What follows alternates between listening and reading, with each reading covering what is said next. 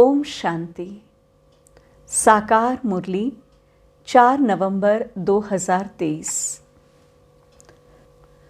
बाबा कहते, मीठे बच्चे पावन बन, गति सदगति के लायक बनो। पतित आत्मा गति सदगति के लायक नहीं। बेहद का बाप तुम्हें बेहद का लायक बनाते हैं। प्रश्न, पिताव्रता किसे कहेंगे? उसकी मुख्य निशानी सुनाओ। उत्तर, पिताव्रता वह है जो बाप की श्रीमत पर पूरा चलते हैं, अशरीरी बनने का अभ्यास करते हैं, अव्यभिचारी याद में रहते हैं। ऐसे सपूत बच्चे ही हर बात की धारणा कर सकेंगे। उनके ख्यालात सर्विस के प्रति सदा चलते रहेंगे। उनका बुद्धि रूपी बर्तन पवित्र होता जाता है। वह कभी भी फारकती नहीं दे सकते हैं। गीत, मुझको सहारा देने वाले दिल कहे तेरा शुक्रिया। ओम शांति। बच्चे शुक्रिया मानते हैं नंबरवार पुरुषार्थ अनुसार। सब एक जैसे शुक्रिया नहीं मानते। जो अच्छे निश्चय बुद्धि होंगे और जो बाप की सर्विस पर दिल व जान, सिक व प्रेम से उपस्थित है, वो ही अंदर में शुक्रिया मानते हैं। बाबा, कमाल है आपकी। हम तो कुछ नहीं जानते थे, हम तो लायक नहीं थे, आपसे मिलने के भी लायक नहीं थे। सो तो बरोबर है, माया ने सबको न लायक बना दिया है। उनको पता ही नहीं है कि स्वर्ग का लायक कौन बनाता है और फिर नर्क का लायक कौन बनाते हैं। वह तो समझते हैं कि गति और सदगति दोनों का लायक बनाते हैं बाप, नहीं तो वहाँ के लायक कोई है ही नहीं। खुद भी कहते हैं हम पतित है, यह दुनिया ही पतित है। साधु संत आदि कोई भी बाप को नहीं जानते। अभी बाप ने तुम बच्चों को अपना परिचय दिया है। कायदा भी है, बाप को ही आकर परिचय देना है, यहाँ ही आकर लायक बनाना है, पावन बनाना है। वहाँ बैठे अगर पावन बना सकते तो फिर इतने नालायक बनते ही क्यों? तुम बच्चों में भी नंबरवार पुरुषार्थ अनुसार ही निश्चय बुद्धि बनते हैं। बाप का परिचय कैसे देना चाहिए, यह भी अक्ल होना चाहिए। शिवाय नमः भी ज़रूर है, वही मात पिता ऊंचते ऊंच है। ब्रह्मा विष्णु शंकर तो रचना है, उनको क्रिएट करने वाला ज़रूर बाप होगा। माँ भी होनी चाहिए। सबका गॉडफादर तो एक है ज़रूर। निराकार को ही गॉडफादर कहा जाता है। क्रिएटर हमेशा एक ही होता है। पहले पहले तो परिचय देना पड़े अल्फ का। यह युक्ति युक्त परिचय कैसे दिया जाए, वह भी समझना है। भगवान ही ज्ञान का सागर है, उसने ही आकर राजयोग सिखाया। वह भगवान कौन है? पहले अल्फ की पहचान देनी है। बाप भी निराकार है, आत्मा भी निराकार है। वह निराकार बाप आकर बच्चों को वर्षा देते हैं। किसी के द्वारा तो समझाएंगे ना, नहीं तो राजाओं का राजा कैसे बनाया? सतयुगी राज्य किसने स्थापन किया? हेवन का रचयिता कौन है? ज़रूर हेवनली गॉडफादर ही होगा। वह निराकार होना चाहिए। पहले पहले फादर की पहचान देनी पड़ती है। श्री कृष्ण को और ब्रह्मा विष्णु शंकर को फादर नहीं कहेंगे, उनको तो रचा जाता है। जब सूक्ष्म वतन वालों को भी रचा जाता है, वह भी क्रिएशन है, फिर स्थूल वतन वालों को भगवान कैसे कहेंगे? गाया जाता है ना, देवताय नमः, वह है शिवाय नमः। मुख्य है ही यह बात। अब प्रदर्शनी में तो घड़ी घड़ी एक बात नहीं समझाएंगे ना, यह तो एक एक को अच्छी रीति समझाना पड़े, निश्चय कराना पड़े। जो भी आए उनको पहले यह बताना है कि आओ तो तुमको फादर का साक्षात्कार कराए। फादर से ही तुमको वर्षा मिलना है। फादर ने ही गीता में राजयोग सिखाया है, श्री कृष्ण ने नहीं सिखाया। बाप ही गीता के भगवान हैं। नंबर 1 बात है यह, श्री कृष्ण भगवान उवाच नहीं है, रुद्र भगवान उवाच व सोमनाथ शिव भगवान उवाच कहा जाता है। हर एक मनुष्य की जीवन कहानी अपनी अपनी है, एक न मिले दूसरे से। तो जो भी आए तो पहले पहले इस बात पर समझाना है। मूल बात समझाने की यह है, परमपिता परमात्मा का ऑक्यूपेशन यह है।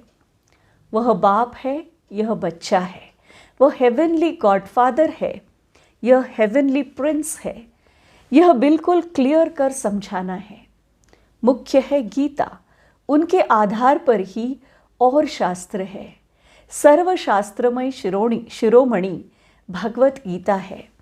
मनुष्य कहते हैं तुम शास्त्र वेद आदि को मानते हो। अरे, हर एक अपने धर्म शास्त्र को मानेंगे, सभी शास्त्रों को थोड़े ही मानेंगे। हाँ, सब शास्त्र है ज़रूर, परंतु शास्त्रों को जानने से भी पहले मुख्य बात है बाप को जानना, जिससे वर्षा मिलना है। वर्षा शास्त्रों से नहीं मिलेगा, वर्षा मिलता ही है एक बाप से। बाप जो नॉलेज देते हैं, वर्षा देते हैं, उसका पुस्तक बना हुआ है।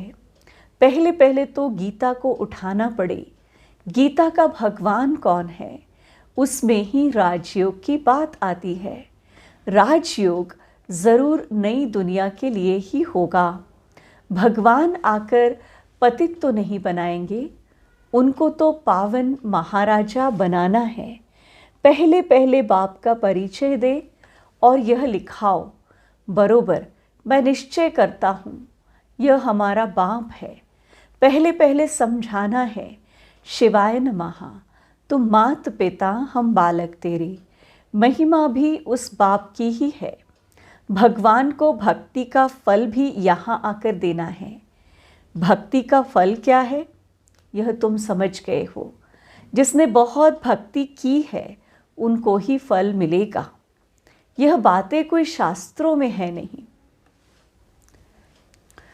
तुम्हारे में भी नंबरवार पुरुषार्थ अनुसार जानते हैं। समझाया जाता है तुम्हारे बेहद के माँ बाप वह है। जगत अम्बा जगत पिता भी गाए जाते हैं। एडम और ईव तो मनुष्य को समझते हैं। ईव को मदर कहते हैं। राइट वे में ईव कौन है यह तो कोई नहीं जानते। बाप बैठ समझाते हैं। हाँ, कोई फट से तो नहीं समझ जाएगा, पढ़ाई में टाइम लगता है। पढ़ते पढ़ते आकर बैरिस्टर बन जाते हैं। एम ऑब्जेक्ट ज़रूर है। देवता बनना है तो पहले पहले बाप का परिचय देना है। गाते भी है तुम मात पिता हम बालक तेरे। और दूसरा फिर कहते हैं पतित पावन आओ। तो पतित दुनिया और पावन दुनिया किसको कहा जाता है? क्या कलयुग अभी 40,000 वर्ष और रहेगा? अच्छा, भला पावन बनाने वाला तो वह एक बाप है ना। हेवन स्थापन करने वाला है गॉड फादर। श्री कृष्ण तो हो न सके, वह तो वर्षा लिया हुआ है। वह श्री कृष्ण हेवन का प्रिंस है और शिव बाबा हेवन का क्रिएटर है। वह है क्रिएशन फर्स्ट प्रिंस। यह भी क्लियर कर बड़े अक्षरों में लिखना चाहिए तो तुमको समझाने में सहज होगा। रचयिता और रचना का मालूम पड़ जाएगा। क्रिएटर ही नॉलेजफुल है, वही राजयोग सिखलाते हैं। वह कोई राजा नहीं है, वह राजयोग सिखलाए राजाओं का राजा बनाते हैं। भगवान ने राजयोग सिखाया है। श्री कृष्ण ने राज्य पद पाया है, उसने ही गवाया था, उसको ही फिर पाना है। चित्रों द्वारा बहुत अच्छा समझाया जा सकता है। बाप का ऑक्यूपेशन ज़रूर चाहिए। श्री कृष्ण का नाम डालने से भारत कौड़ी जैसा बन गया है। शिव बाबा को जानने से भारत हीरे जैसा बनता है। परंतु जब बुद्धि में बैठे कि यह हमारा बाप है, बाप ने ही पहले पहले नई स्वर्ग की रचना की, अभी तो पुरानी दुनिया है।